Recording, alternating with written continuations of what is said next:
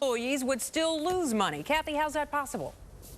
Well, Local 362 says some of its workers with family health care benefits would actually earn 12 cents less per hour because of increased health care costs. So Local 362 is recommending that its 2,100 members vote no.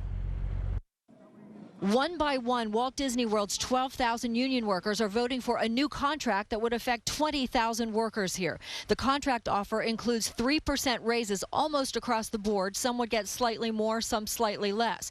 But Local 362, attraction workers, vacation planners, and custodial workers, says some of its workers with family medical plans would make 88 cents more per hour under the new contract, but would have to pay 96 cents more per hour for medical care, a loss of 12 cents per hour. I don't believe that a company that's as profitable as Disney should force its employees that make the magic and the money for them to make less money. But Disney calls its 3-year offer fair and competitive.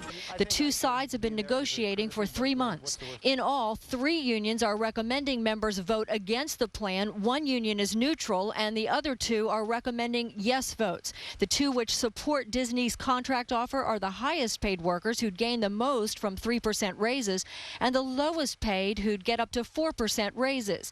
But they also support Disney's agreement not to make workers pay a greater percentage of their health care costs. Our members pay approximately 25% of that. Disney pays 75%.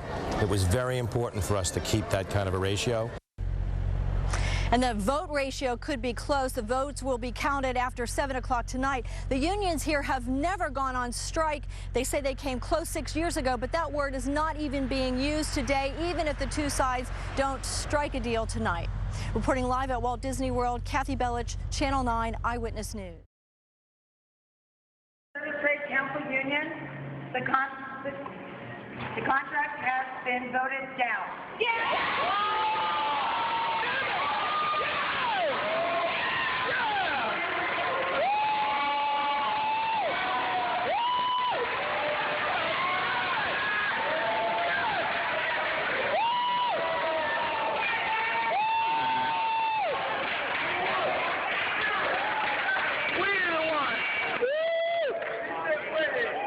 The contract for some 20,000 Disney workers expires on Saturday, and a new deal was rejected during a recent vote. So what were the sticking points here? What's it going to take tomorrow if no agreement is reached? Tomorrow's the day. Disney Union representative from Local 362, Eric Clinton, is here to talk to us about this. Eric, nice to have you here. Thanks. Nice to be here. You know, the vote wasn't even close. 85% of the union were against it. What is the union looking for, and what wasn't offered? Well, I mean, the 86% rejection was from Local 362, and our members need to make more money, not less. The healthcare costs are going up too high, and the wages aren't going up enough. In fact, many of our members would actually make less money at the end of the contract than they do today. How far apart are you guys? I think we're close. It's moving some stuff around. It's reducing medical costs, I think. It's increasing wages. Yeah, current deal goes through Saturday, we said. You're looking at a strike on Sunday or no? No. Okay. It looks like we're going to have a 3-week extension through November 8th. That's good. You know, assuring labor peace and allowing us to get an offer that's acceptable for our members to enjoy for the next 3.5 years. And real quick, who are these other workers? Who are the workers exactly? So we said 20,000, but what do they do? These are all the service workers at Walt Disney World.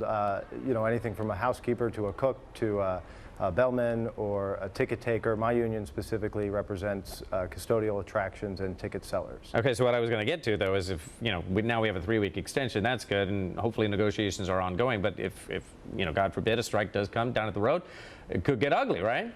Well, strikes are always a last resort, and there's a lot of other things that we can do, talking with our members, demonstrations, other actions that we can do before a strike, of course, but that's always a threat. But the guests would certainly feel it. It's not like a strike would happen out at Disney because there's so many people working there.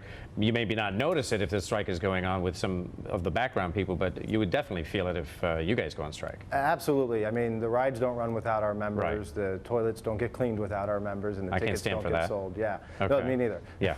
All right, Eric, it was great to have you here. Thank you, and good luck with the negotiations. Let me just mention this, though. Disney did release a statement on the proposed contract contract, and it says, I'm quoting here, "We continue to stand by our offer of competitive wage increases and affordable health care." So you have that to contend with when you go back to the negotiating table. Unfortunately, their cast members don't think so. Okay, Eric, we appreciate it. Thanks. Thanks.